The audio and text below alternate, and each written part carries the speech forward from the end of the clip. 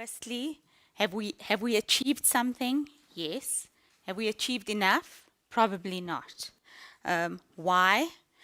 Both have touched on the fact that we probably haven't worked on or focused sufficiently on the spirit of the BE legislative regime as a whole.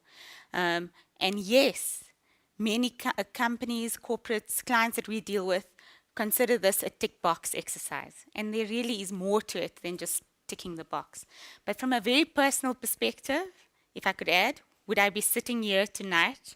Would I have been a partner of Weber Wentzel, a business unit head of the biggest unit at a firm like Weber Wentzel, had legislation like the BE legislation not come into play?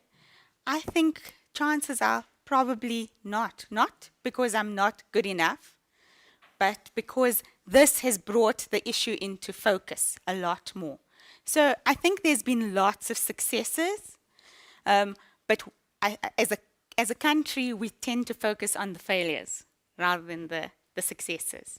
And yes, this is a journey. Yes, we are still on the journey towards achieving much more. Khosi, you spoke about 20 years.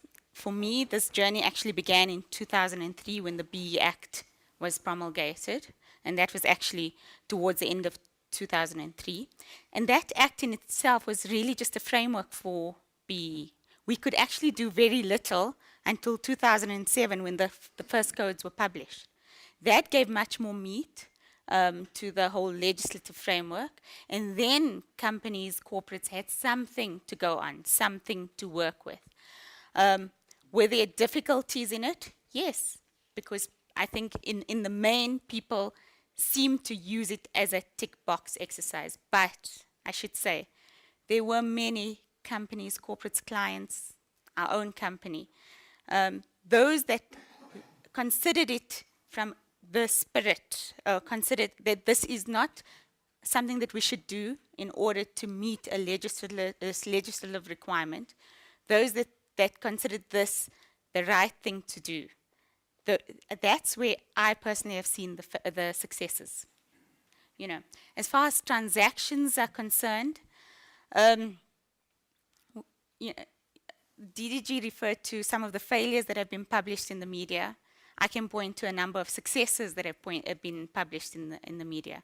Think about the Kumba employment share incentive scheme and the successes of that, where at least 500,000 rand was paid out to each worker, and this was about 2 years ago. The winding up of various BE transactions in the financial services sector, which saw quite a few people become billionaires. I read an article just yesterday, actually, I think it was in the Business Day, about we talk about the usual suspects and how BE has maybe just benefited a few. But if we consider what a lot of the foundations and broad-based ownership schemes have done in these last few years, it's quite phenomenal. And I've seen those. I've been involved in many of these. I'm trustees in some of those. And this level of skills development, job creation, even though we don't necessarily see it in the stats, but my sense is that all of that was due to the legislative regime that the DTI has put together. I think probably moving forward, for me personally, the most exciting thing of the new regime is the emphasis on localization, the emphasis on industrialization, enterprise development. That is certainly the most exciting thing, and from my perspective, probably where the focus should be, and is rightly where the focus is right now. My sense is that we're going to see a lot of progress on that level. So right now we've got, and I should just mention that even though the codes are not yet in effect, and we're a few days away from it coming into effect, we've got a number of clients, corporates approaching us about not just how do we get our ownership right, yes, that's one perspective, but help us with our localization, local economic development initiative. Help us with our supply chain initiatives. What can we do to get industrialization right? And how do we identify entrepreneurs, black entrepreneurs? You know, I think that's the future of South Africa, industrialization.